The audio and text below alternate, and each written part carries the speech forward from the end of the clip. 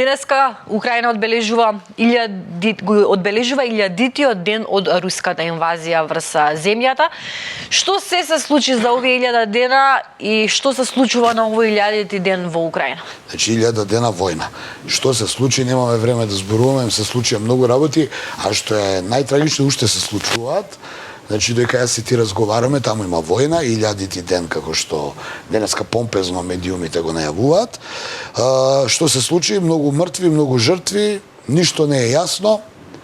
Нити Украина изгуби, ниту и Русија победува. Во моментов се соочуваме со еден, би рекол, дефокус на...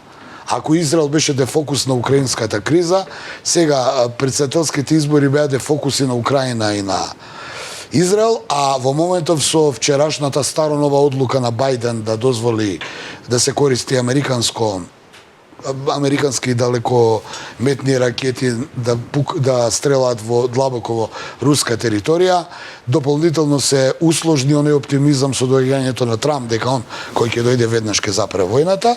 Значи што имаме денеска?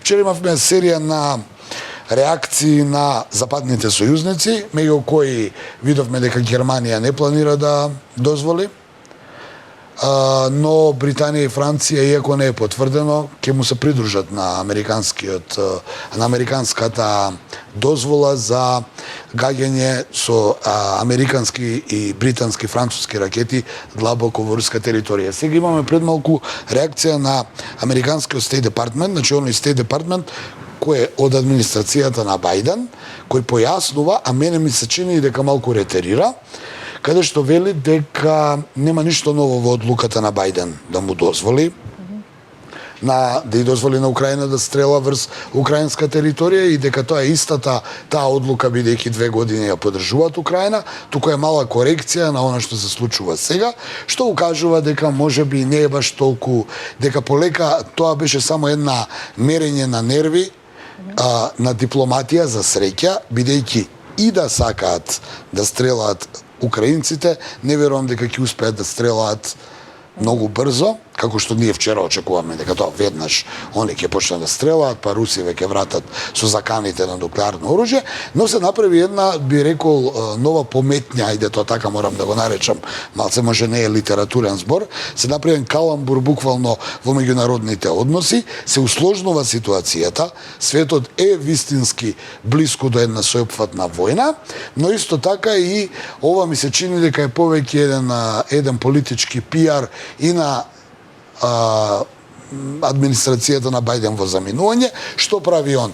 Го означува својот мандат дека еве заврши избори, ние загубивме, но сме доследни во нашата политика кон Украина. Од друга страна му дава на администрацијата на Трамп проблем, бидејќи сега Трамп веќе до 20 јануари може се што да се случи и да не може после да се врати чекор поназад и да ја запре евентуалната ескалација на состојбите. Лично не верувам дека ќе има употреба на нуклеарно оружје како што се тие закани, бидејќи ако дојде до нуклеарна војна, никој не добива. Сите губат.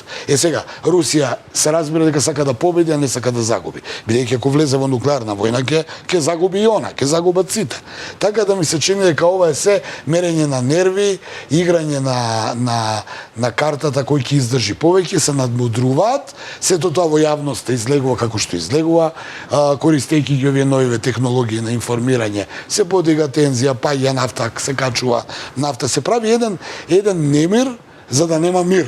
Но за среќа, барем така мислам, ќе видиме дали ќе бидам во право и јас, а и многумина овака кои ги следам порелевантни луѓе кои се занимаваат со овие анализи, е дека нема да дојде до некој голем судир, но оптимизмот дека брзо ќе заврши војната во Украина очигледно паѓа во вода. Сега за сега ми се чини.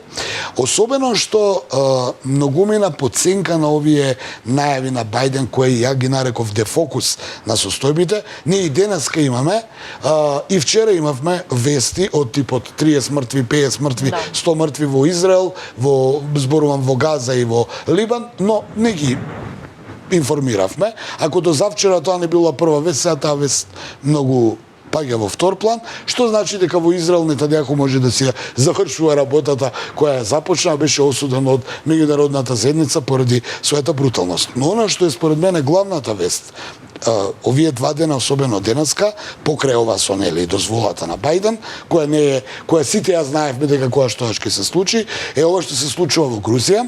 Од утрина во Тбилиси, во главниот град на Грузија, тој поранешна Советска република, има судир помеѓу демонстранти и полицијата поради оние неодамнешни избори каде што проруската грузиски сон победи.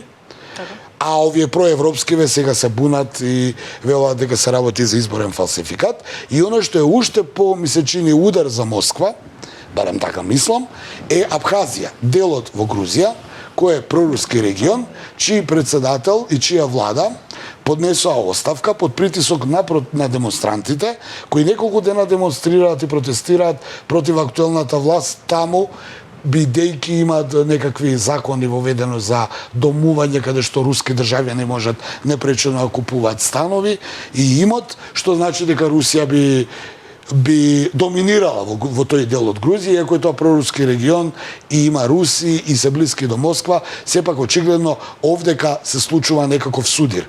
Старо нов судир, 2008 имаше и војна таму, каде што Русија ја порази Грузија многу брзо, а тогашниот председател Саакашвили го протера од државата, кој па денеска, според последните информации, е во некоја ментална болница или не знам.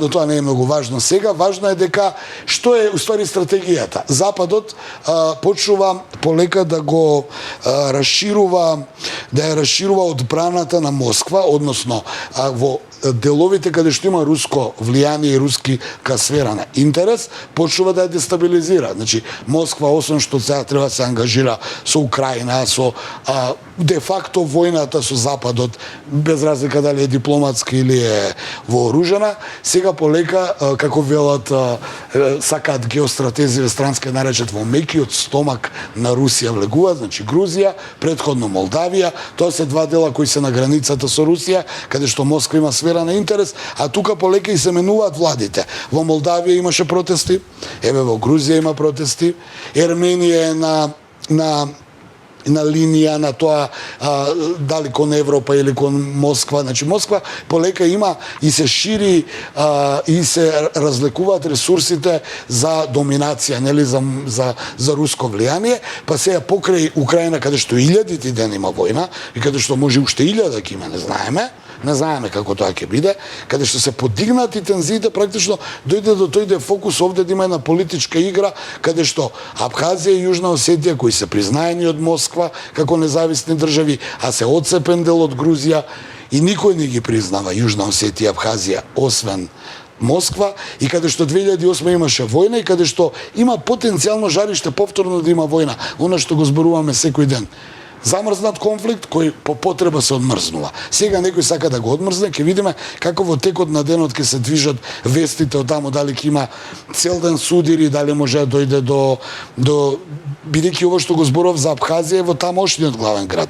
Но ова е во Тбилиси, каде што е грузискиот сон, грузиска партија која е блиска до Москва, ја освои власта и сега и се успоруваат резултатите, може да дојде до некоја таму веќе видена шарена револуција или не знам како би ја нарекле, што ќе биде дополнителен удар за Москва, која во моментов е во позиција да има голем конфликт каде што може буквално да добие некоја ракета во поголемите градови, вклучувајќи и престолнината Москва, и каде што потоа ќе може изнервирано да врати одговор, што пак нема да му одговара и на Трамп кој на 20 јануари кој ќе дојде, ако отиде конфликтот предалеку, нема да може да ја стопира оваа војна. Значи, буквално потегот на Бајден беше не само кон Москва толку колку кон неговиот наследник и неговата администрација, која најавуваше дека ќе запре војната. Од друга страна, и во администрацијата на Трамп имаат луѓе кои доаѓаат, каде што едниот дел го штита тој воен комплекс, на кој му одговара војната во Украина да продолжи, а еден дел се против. Значи, Трамп, неговиот подпредседател се против, но има 20 или 3 имиња кои сега не би ги кажувал бидејќи ризикувам и да ги сгрешам, пошто тие и не се нешто многу познати во нашата јавност, кои натаму ги застапуваат интересите на војниот комплекс во Соединетите Американски држави, на кој им одговара војната во Украина. Така да ова околу Русија ми се чини дека ескалира, ама на друг начин, не у нуклеарна војна, туку во тоа да ќе мора, како што сме гледале во минатото, да Москва да прави некакви интервенции во поранешните советски републики. И сега дали има капацитети за сето тоа, бидејќи е во отворена војна во Украина, ќе видиме. Да, секако дека ќе видиме и тука сме да ги известиме нашите гледачи. Ние ќе се видиме и утре повторно во нашата анализа за меѓународните случувања. Благодарам Андоновиќ, верувам интересно како и секогаш да ја следите оваа анализа, почитувани, а знам дека ви е интересно да гледате и каде во слободно време, каде што се информирате што можете да правите во вашето слободно време. Во продолжение следува нашата редовна рубрика Каде во слободно време со Ана. Бидете на Слободен печат.